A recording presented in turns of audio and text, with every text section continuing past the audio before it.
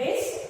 We have already studied nutrition in humans till the time the food reaches the small intestine. So we will revise again because all of us are not very much interested in biology.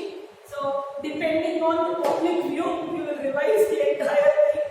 So coming back, nutrition in humans is what kind of nutrition? Holozoic mode of nutrition. All humans show holozoic mode of nutrition. That means they take complex food substances as it is and then break them down into simpler substances so that it can be absorbed in our body by the action of biocatalysts, which are called enzymes. Okay? So humans as well as amoeba shows holozoic mode of nutrition. When I eat a meal, I do not eat it as carbohydrate, fats, protein. I eat it by its different names. So when I eat that meal, the first thing is the food reaches my mouth. This mouth is also called as the oral cavity, or it is also called as the buccal cavity. Mouth is called as what? The oral cavity or the buccal cavity. In the mouth, as you can always see when you open your mouth, you can see teeth. How many of them? 32 in numbers. These teeth are of 4 different kinds. They are incisors, canines, molars,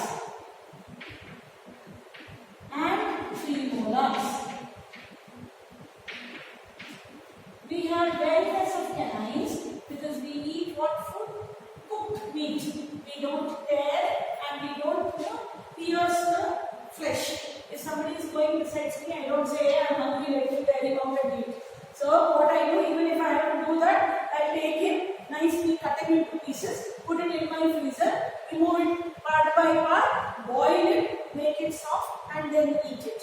Otherwise there will be a lot of friction and we will look very beautiful after that animal pounces on us. So basically we have very less of canines. We have incisors, molars and premolars. These teeth help in grinding and crushing the food into smaller chunks. After that, we have also a beautiful thing which is boneless, which is completely made up of only muscles, which is called as the tongue. This tongue grows around our mouth. It coats the saliva completely to the food, makes the food soft and also easily chewable by the teeth. It also helps me to speak. Third thing, I have in the mouth salivary glands. So in mouth you should remember TST, or you can remember as ST square. What is ST square? Salivary gland, teeth and tongue. These are the 3 things when they ask you to describe digestion in mouth. You have to concentrate on these 3 things. So what is salivary glands? Salivary glands secrete a juice which is called as saliva. This saliva makes the mouth alkaline in nature. Okay? It also has an enzyme called what amylase? Salivary amylase. This salivary amylase acts on starch and converts it into simple sugars. So with Raghav and Dhruv, we will repeat mouth. So what is it first thing? Mouth is also called as oral cavity or buccal cavity. It has got teeth. How many number? 32. 4 different kinds of teeth. Incisors, canines, molars and premolars. Canines we have lesser in number because we eat cooked meat. We don't tear and pierce the flesh. We also have a tongue which allows us to speak and coats the food with saliva so that the food becomes moist and the teeth can easily chew it. Along with it in the mouth we have a gland which is called salivary gland, which secretes an enzyme called salivary amylase, which acts on starch and converts it into simple sugars. So the digestion of carbohydrate starts in mouth. After that, the second part of the food journey, it reaches what? It reaches our food pipe. Okay, it reaches our food pipe. This food pipe is also called as the gut. It is also called as the esophagus. You can write food pipe or the esophagus. Okay, this is a small tube which connects. Now, I don't know how many of you have heard on a dining table all elders telling, don't talk while you eat. Isn't it? All of us tell. If you are staying with your ajis and tatas and you are fighting with your brother on the dining table, which is the most common phenomena that happens in every house, because that is the time where your brother will irritate you, and if you are the elder sibling, you nicely get roasted that fellow doesn't have brains, but you have enough number of it. So you are supposed to not talk. Why? Why are we not supposed to talk while you eat?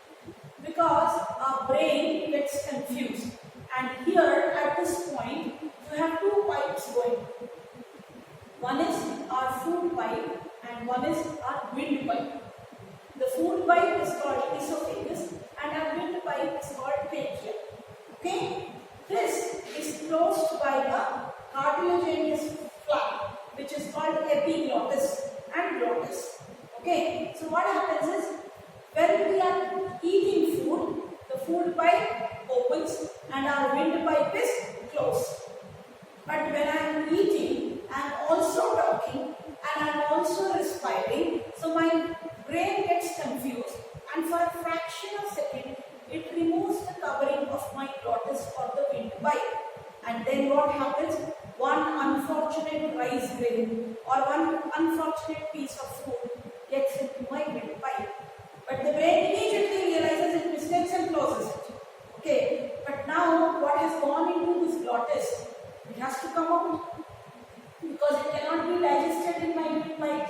So then it starts. You start rubbing your nose, it starts burning in your nasal capacity, and you finally sneeze and take it out of your nostrils. Happened? Anytime it would have definitely happened. One rice piece or a small piece of anything which you have been eating, fighting, crying. Even when you're small, when you're crying, your mother will not feel it because it will go to your wind pipe. So always understand, as you have a food pipe, simultaneously beside it you have a wind pipe.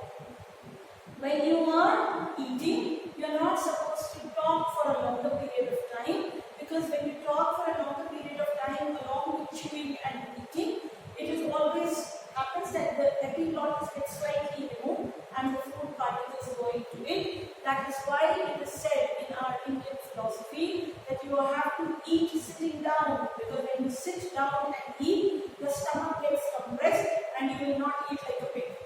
You will eat like humans. Okay? So all of us are supposed to sit down and eat, and while eating we are not supposed to talk. But of late, with our modern dining table culture, we all sit together, and that is the time when Appa meets all the family and the fight is explained, and then everything happens there. It looks like the dining table becomes the battle of Plassey. Okay, so now back to what we are studying in esophagus. Food pipe or esophagus is a connecting pipe which basically connects the mouth to stomach. Here, no digestion takes place, no enzymes are secreted.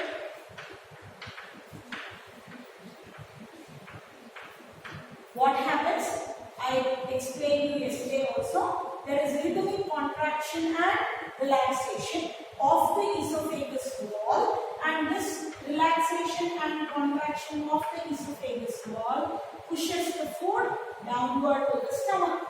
And this movement is called as what movement? Peristaltic movement. This movement is called as peristaltic movement. So back from the mouth, we will go again. Mouth has got teeth, 32, incisors, canines, molars and premolars. Tongue, which allows us to speak and rolls the saliva or coats the saliva on the food so that the food becomes moist. We have salivary glands which secrete a juice called saliva, has an enzyme called salivary amylase which acts on starch and converts it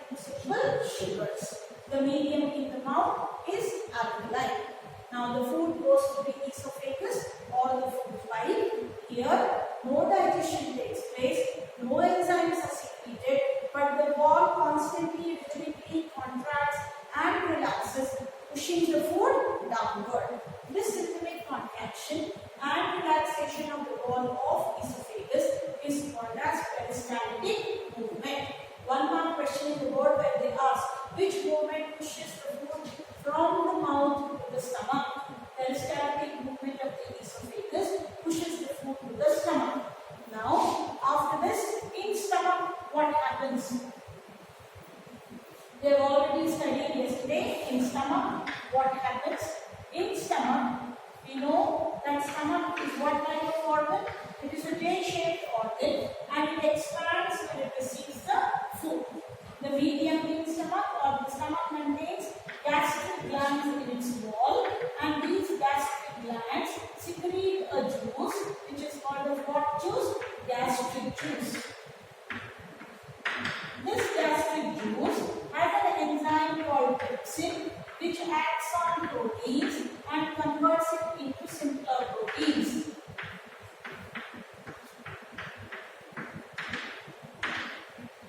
It secretes dilute HCl because this dilute HCl is needed to convert inactive pepsinogen into active pepsin. This HCl creates an acidic medium. Only in acidic medium, the inactive pepsinogen gets converted to pepsin. It also gives the germs along with the food which has come, maybe a bacteria. Okay? Then we say that there is what lining? Mucus lining. The mucus lining of the stomach protects the walls of the stomach from getting burnt by dilute HCl. After this, the food reaches the intestine with the help of a muscle which is called as what muscle? Gastric sphincter. It reaches in small quantities into the intestine. The moment it reaches the small intestine, yesterday we studied about liver and today we will study about pancreas. So what happens is when it reaches the small intestine, the liver secretes a juice which is called as bile juice. It is stored where? It is stored in gallbladder. And what does it do? This bile juice, it helps in breaking the larger fat chunk or a fat globule into smaller fat particles, and this is called as emulsification of fats. So this bile juice, it does not contain any enzymes. It only contains bile salts and bile pigments. This bile juice stored in gallbladder helps in emulsification of fats, breaking the larger fat molecule into smaller pieces. Now, we will also talk about a gland which is called as the largest gland, liver. Okay, now we will talk about the grape-shaped gland which is called what? Pancreas. This pancreas is actually a dual gland. It has what? Exocrine nature as well as endocrine nature. Now, these names look familiar or unfamiliar? Endocrine glands studied somewhere in 8th, 7th, pituitary gland, thyroid gland, So what is endocrine gland? Endocrine glands are glands which do not have any ducts. They pour their secretion directly into the bloodstream. And what do we talk about this? That they secrete substances which are called as hormones. Okay?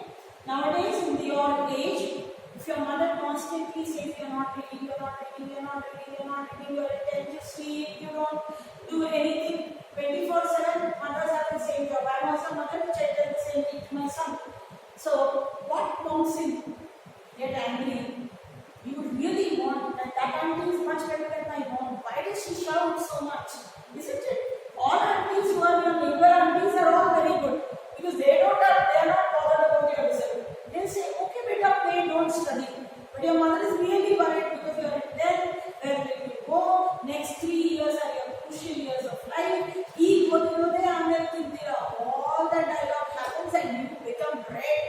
your ears become red, you are ready to fight, and finally you go near your younger brother and give him one punch.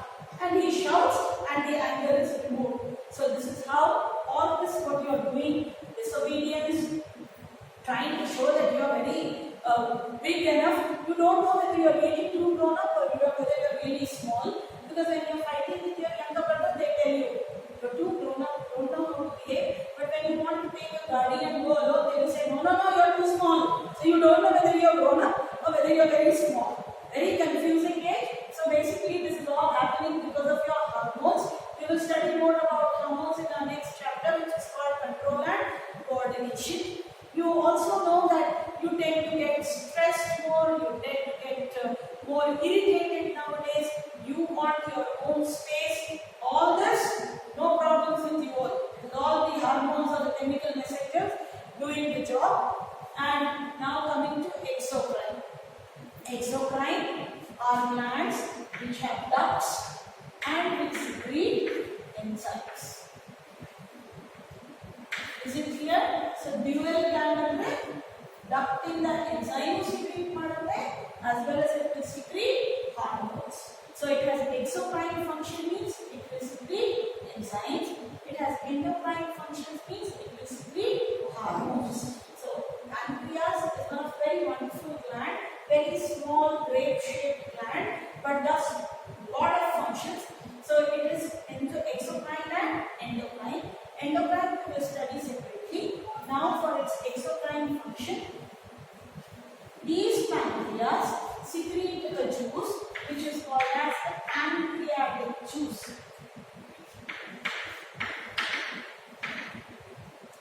The pancreatic juice has three enzymes. First, trypsin. Second, pancreatic lipase.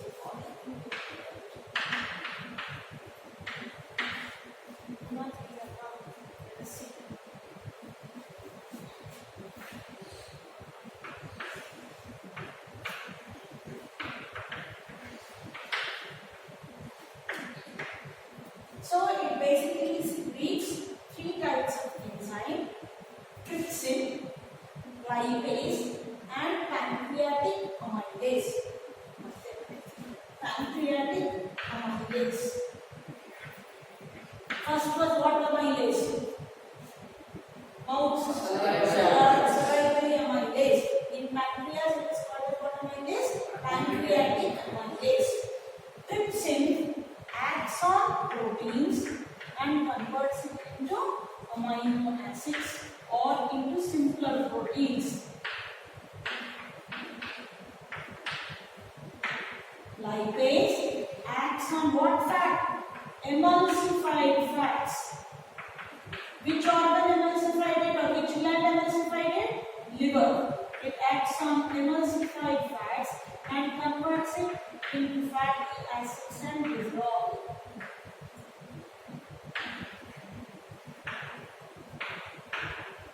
Pancreatic amylase acts on carbohydrates and converts them into simple sugars. Okay, so trypsin acts on proteins, lipase acts on emulsified fat, and pancreatic amylase acts on carbohydrates and converts them into simple sugars. So, function of trypsin to act on proteins, function of lipase to act on emulsified fats, and function of pancreatic amylase is to convert carbohydrates into simple sugars. So in small intestine, you will find that you will reach the end product of everything. Proteins have to be converted into amino acids, fats have to be converted into fatty acids and glycerol, and the carbohydrates have to be converted back into glucose. We will study this further. Read till here, that is till page number 100 in your textbook, and complete it. Thank you.